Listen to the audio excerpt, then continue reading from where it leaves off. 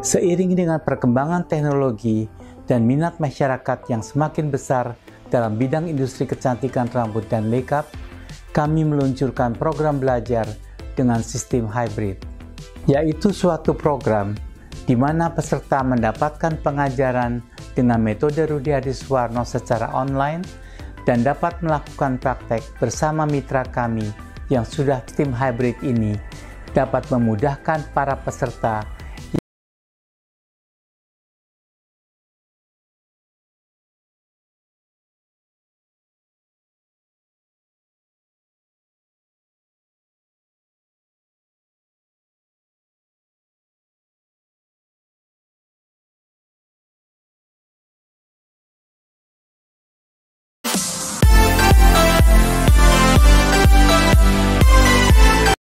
balik lagi di channelnya Kursus Salon Murah. Di video kali ini bukan share produk, bukan jawab-jawab pertanyaan, tapi sekedar sharing selama tahun 2022 ini di dunia salon. Oke, kita sharing seputar salon aja di tahun 2022 ini. Pencapaian kalian apa nih di tahun 2022 ini? Kan ini dimana aku record ini tanggal 30 Desember ya. Pastikan kalian selama buka salon ini ada pencapaian nih. Pencapaian kalian apa, terus kesulitannya apa, itu kan pasti kalian ngalami selama 1 tahun ini. Selama tahun 2021 sama 2022 itu kan kita diguncang banget yang namanya virus corona, dan itu kan sangat berpengaruh sekali sama pendapatan kalian, terutama kita bicara soal pendapatan salon. Jadi kalau di tahun 2022 menurutku ini nggak seperti tahun 2021 ya. Kalau tahun 2021 itu kan lebih orang masih takut-takut corona gitu ya. Tapi kalau yang 2022 ini orang lebih nggak terlalu, ya orang waspada tapi nggak terlalu segitunya gitu. Nah, jadi kalau aku selama 2022 itu untuk salon masih aman, stabil alhamdulillahnya. Dibilang sepi juga enggak, dibilang ramai sekali juga ya lumayan. Tapi yang pasti stabil ya. Tapi ada beberapa loh, ada beberapa teman-temanku yang kita sesama perkumpulan salon gitu pada ngeluh juga. Kalau tahun 2022 ini berat banget, nggak kayak tahun 2021. Ibarat kata nih masih corona, masih inilah orang masih sering nyalon, pendapatannya lumayan. Tapi kalau 2022 gara-gara kegoncang sama resesi ekonomi, jadi pendapatan itu sangat berkurang. Ada yang seperti itu, ada yang cerita tahun 2022 ini sudah lumayan pendapatan salon, ada yang kayak gitu. Jadi macam-macam, tapi kembali lagi ya, semuanya itu orang hidup itu kan muter nih. Kadang kalian di bawah, kadang kalian di atas, kadang di tengah-tengah, jadi muter aja kayak gitu. Tapi kalau aku pribadi salon alhamdulillahnya stabil. Terus lagi ini sekedar sharing ya, sekedar sharing. Kalau ada baiknya kalian dengerin, kalau nggak ada baiknya atau nggak bermanfaat kalian skip aja, nggak usah didengerin, nggak usah dilihat. Ini YouTubeku ya, kalian lihat aja YouTube yang lain. Ini pelajaran yang tidak kita dapatkan ketika kita kursus salon ya, tapi kalian harus mengerti ini. Kalau kita belajar salon itu kan yang kita pelajari bagaimana cara mewarna, bagaimana cara smoothing, bagaimana cara cutting. Tapi yang aku sampaikan ini adalah ilmu, dimana ilmu yang jarang sekali orang share. Khususnya kalau aku kan share segala sesuatu tentang seputar salon, terutama di manajemen. Jadi penyebab kenapa salon kalian itu nggak stabil? Satu, ya, ini intro dulu deh. Kalian ini ketika misalkan dari kecil ini kalian ini sudah melihat uang besar, ya. Ketika kalian sudah dewasa, kalian melihat uang gede itu biasa aja, ya. Kalau kalian dari kecil ngelihat uang besar itu sudah biasa, ketika kalian dewasa pun ya biasa aja gitu loh. Ibarat katanya seperti itu. Kenapa kok aku ada intro omongan seperti ini? Jadi sangat ngaruh. Ibaratnya gini, kenapa dikatakan tidak stabil? Satu, kalian bingung mengalokasikan uangnya. Ketika kalian ini salon kalian rame, kalian dapat uang banyak toh. Bingung kalian ini mau beli apa? Akhirnya apa? Yang kalian beli itu barang-barang yang tidak berguna. Nah, kalau kalian merasa seperti apa yang saya omongkan ini lebih baik dibenahi. Boleh kita membuka usaha salon itu mengikuti tren, boleh. Tapi kembali lagi kita juga harus melihat mangsa pasar kita. Ketika kita melihat atau lagi trennya ini alat baru nih, oh kelihatannya keren, hasrat kalian untuk membeli itu besar. Padahal sebenarnya mungkin alat itu sangat tidak terlalu berpengaruh untuk kelangsungan bisnis kamu. Ibarat kata itu alat sementara. Kayak segala sesuatu yang lagi viral, kalau sudah bosan orang itu akan ditinggalkan dan tidak berguna lagi. Nah, sifat-sifat seperti ini atau hawa nafsu untuk membeli segala sesuatu yang tidak terlalu menguntungkan untuk bisnis kalian, lebih baik kalian gak usah beli. Mau dikatain kalian ini gak ngikutin tren, bodo amat. Kalau aku tuh orangnya kalau buka salon gak pernah ngikutin tren, gak pernah tolak-tolak orang lain. Ya wes aku jalan-jalan aja. Ibarat kata orang mau beli peralatan semahal apapun berjuta-juta, tapi kalau menurutku saya tidak membutuhkan itu di salon saya, ya saya nggak akan beli. Meskipun saya ada uang. Kalau aku begitu. Terus lagi, kalau orang tidak terbiasa melihat uang besar, dia akan bingung mengalokasikannya dalam arti begini. Yang tadi kan bingung untuk membeli peralatan salon yang mungkin kekinian dan lain-lain. Terkadang juga ada orang yang mungkin sebelum punya usaha salon itu pendapatannya hanya sekian. Terus ketika punya salon dan salonnya rame, akhirnya yang dibeli selain untuk kebutuhan salon yang nggak penting-penting itu adalah terlalu ini ke dirinya. Terkadang itu aku pengen mempercantik ini boleh kita seperti itu, tapi alangkah bagusnya kita juga harus lihat-lihat juga gitu loh. Karena apa? Sebenarnya kalau kita terjun banget di salon itu ya, kita memang dituntut untuk cantik. Sebenarnya tidak dituntut cantik sih, lebih ke kalau untuk salon itu kita bersih aja udah cukup. Gak usah yang terlalu harus begini harus begitu. Karena apa? Nanti akhirnya akan keterusan dan akan menguras kantong kamu sendiri gitu. Jadi lebih baik dialokasikan ke tempat yang lain. Terus seperti yang gue bilang, terlalu mengikuti tren. Jangan. Kalau kamu usaha itu ojo melok tren. Ada trennya alat ini kalian mau beli, padahal sebenarnya ya seperti aku sampaikan nggak terlalu penting juga. Dan kalian juga harus lihat mangsa pasar. Ini penting banget. Kalau kalian patokannya yang kalian lihat ini adalah mungkin Instagram ataupun TikTok segala macam yang notabene itu tidak cocok diterapkan di tempat usaha kalian, khususnya lingkungan itu tadi, ya kalian jangan ngikutin. Karena apa? Pada dasarnya seperti halnya makanan. Kalau ada makanan yang aneh-aneh itu memang akan viral. Ya, terus habis itu kalau orang sudah nyobain 1 kali, 2 kali, udah ditinggalkan, mereka akan kembali ke habitatnya makan makanan, istilah kasarnya itu nasi sama sambal aja udah enak, gitu loh. Orang akan kembali ke basic.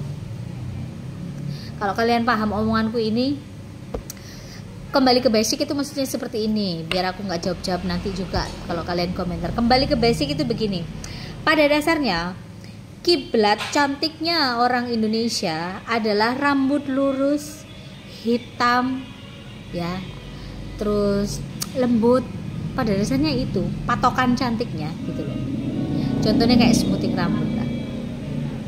Orang kalau rambutnya lurus, cantik, terus hitam berkilau adalah dikatakan cantik, ya. Apakah yang berwarna-warni itu tidak dikatakan cantik? Enggak juga, gitu loh. Tapi mayoritas kalau cantik menurut pandangan orang di Indonesia inilah adalah rambut lurus, terus berkilau hitamnya, itu dikatakan wanita yang cantik dan baik-baik.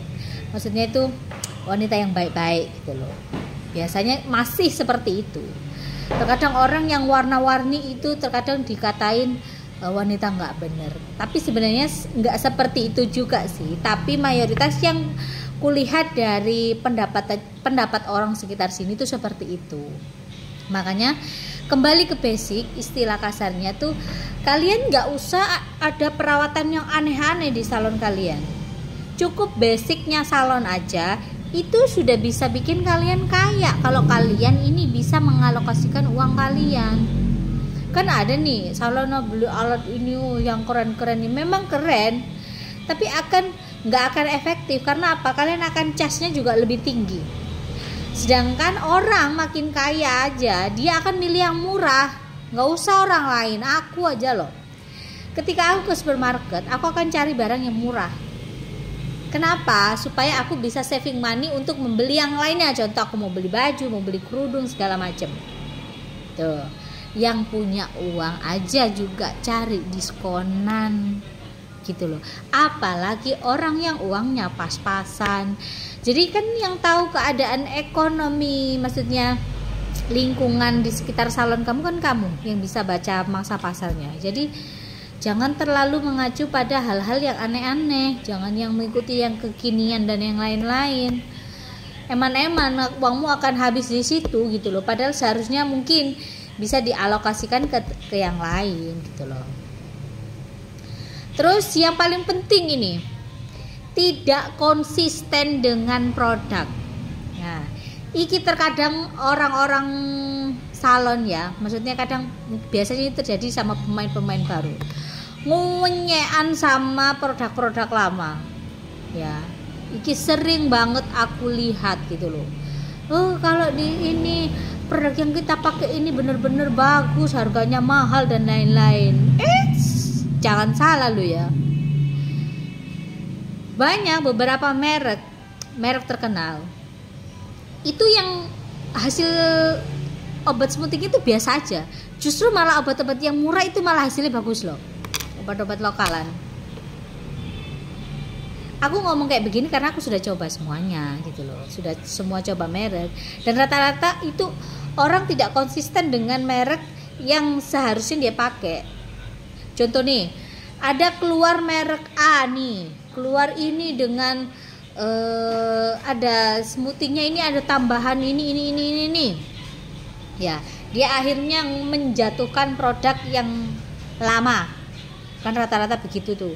Halah kon pakai iki api dan lain sebagainya. Padahal mungkin itu ya produk yang lagi viral atau lagi kekinian itu hanya bisa dipakai untuk daily. Nah, kita juga harus bisa bedakan nih. Kalau kalian para pelaku usaha salon itu kudu ngerti, kudu cermat ya.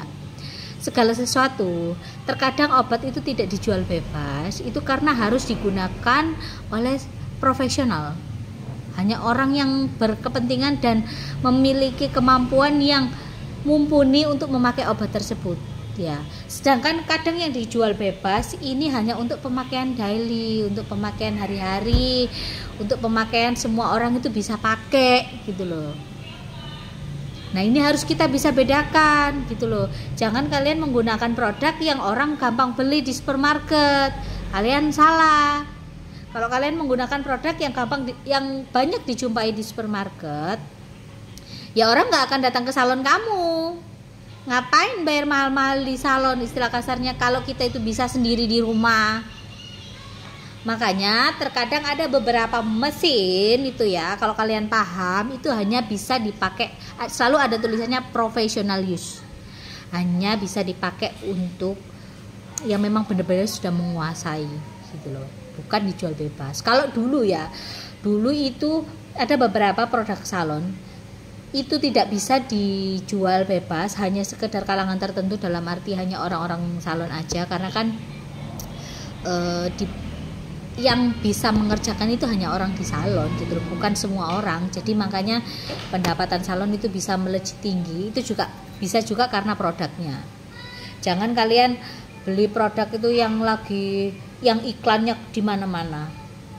Boleh kita cobain kayak begitu, tapi kembali lagi sebenarnya yang paling utama, yang paling bagus itu ya produk-produk basic.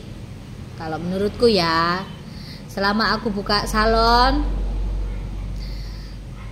yang paling bagus dan paling laku dan membuat omset kalian stabil adalah kita memakai produk basic.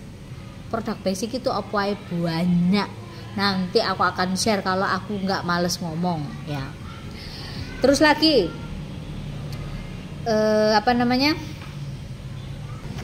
Nah, ini yang poin-poin paling penting. Ketika kalau kalian punya usaha itu boleh sih, kalau kita itu pengen terkenal, pengen viral itu boleh banget, tapi kita jangan terobsesi untuk kita ingin terlalu viral. Kenapa? Kalau kalian terlalu viral ya sebenarnya itu ada plus minusnya, tapi menurutku sih banyak ada minusnya juga. Ketika orang melihat di laman Instagram ataupun TikTok kalian ini tampilannya bagus banget, akhirnya kan orang akan penasaran dan pengen datang ke tempat kamu. Ketika dia datang ke tempat kamu, mungkin apa yang dia dapatkan tidak sesuai dengan apa yang dia lihat, akhirnya omongannya kan macam-macam nih. Akhirnya dia share di media sosial, terus lagi dia ngomongin kamu. Akhirnya orang yang sebenarnya tidak tahu, maksudnya nggak tahu kamu, orang jadi tahu. Orang akan menyoroti dan berimbas pada apa? Pada pendapatan kamu sendiri. Jadi ketika kita ngepost sesuatu, itu kita sebaiknya juga kita pikir dulu.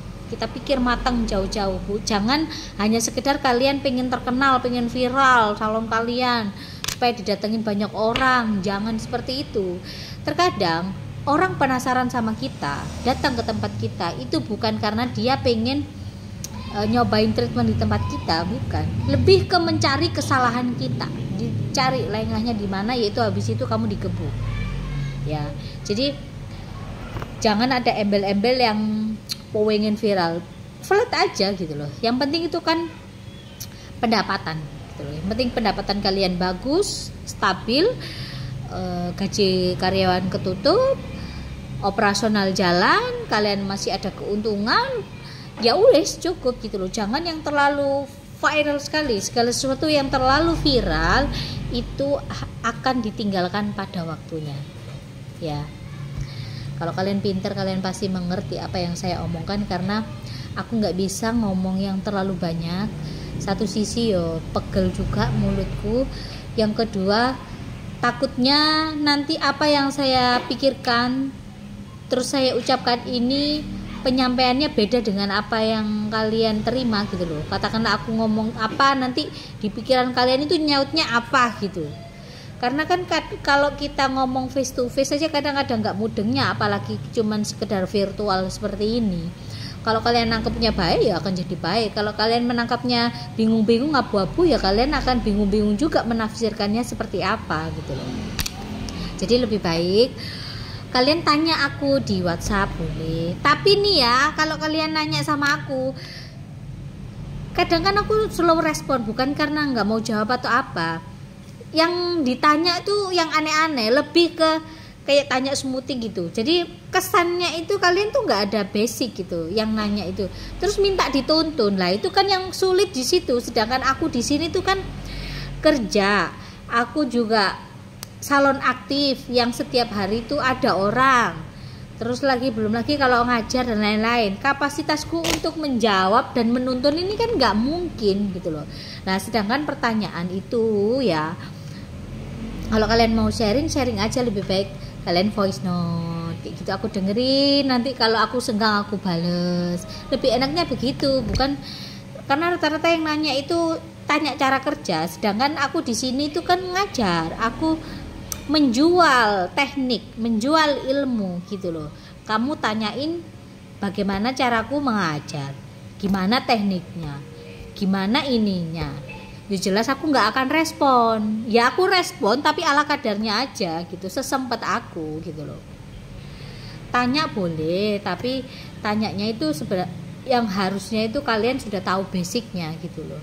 Kalau kalian nggak tahu basicnya ya susah. Kadang ada orang nanya nih, Kak, produk yang bagus ini apa ya? Udah aku jawab nih, kalau ini sama ini bagus mana ya, ini sama ini bagus mana ya. Seolah-olah itu dia membanding-bandingkan obat, sedangkan yang harusnya dibenerin itu adalah ini kamu. Kok istilah kasarnya itu kamu belum beli itu semua produk, kok kamu sudah bilang ini sama ini bagus mana? Lebih baik kamu beli aja semuanya, beli semua, kamu bandingno sendiri. Bagus gak nyap sebuah produk itu bukan dilihat dari produk itu, sebenarnya dari tangan kamu sendiri gitu loh. Nah kadang yang bikin aku jengkel tuh seperti itu. Kalau orang-orang yang normal pada umumnya, kalau yang sharing-sharing di WhatsApp aku sih ya normal aku akan bales sewajarnya. Tapi kalau yang sampai minta dituntun kayak gitu, aku terus terang aku nggak mau respon, aku nggak mau terlalu menanggapi, karena aku sendiri juga kerja sudah capek ya. Nggak hanya sekedar nuntun orang seperti itu, aku yang di salon aja istilah kasarnya itu ngajarin orang juga perlu tenaga, pikiran dan lain-lain gitu loh. Jadi ya sorry banget gitu kalau ada beberapa WhatsApp yang aku responnya tuh biasa aja, karena menurutku pertanyaannya ini mengarah ke minta tuntun untuk misalkan cara kerja A, B, C, dan D. Kalau kalian misalkan nggak yakin untuk cara kerja itu, ya lebih baik kalian harus pergi ke salon dan jangan pernah pelit sama diri sendiri, itu aja sih. Karena rata-rata yang aku temuin gitu, ngakunya itu customer salon, aku habis ngerjain di salon ini, ternyata rambutnya ini, ternyata itu dikerjain sendiri, dia ngerjain home service, biasanya itu rata-rata gitu. Lebih baik yang kayak begitu kalian bekalilah ilmu kalian, di upgrade lagi supaya apa? Supaya kalian lebih pintar, lebih ngerti. Karena yang kalian hadapi adalah rambut mahkota, ono salah sedikit itu kalian sudah kena. Jangan sampai kayak begitu. Jadi pencapaian selama 2022 garis besarnya, kesimpulannya adalah kalau salonku stabil, nggak rugi juga. Alhamdulillahnya tuh ya ada lah, maksudnya keuntungan itu pasti ada, cuman aku nggak terlalu suka untuk sharing soal keuntungan atau pencapaian apa yang aku dapat. Aku nggak terlalu demen yang kayak begitu. Sebenarnya bukan nggak terlalu demen sih, mungkin belum waktunya untuk share yang hasil pencapaiannya itu apa aja. Jadi itu aja sih sharing pengalaman 2022. Kalau salon kalian gimana? Apa kalian cuan atau kalian rugi, atau kalian hanya jalan di tempat, atau kayak mana? Kalian tinggalin komen di bawah. Dan terima kasih buat kalian yang udah nonton video nggak jelas ini. Sebenarnya dibilang nggak jelas sih nggak juga, tapi ada baiknya kamu simpen, nggak ada baiknya nggak usah kalian dengerin ya. Terima kasih buat kalian yang udah nonton.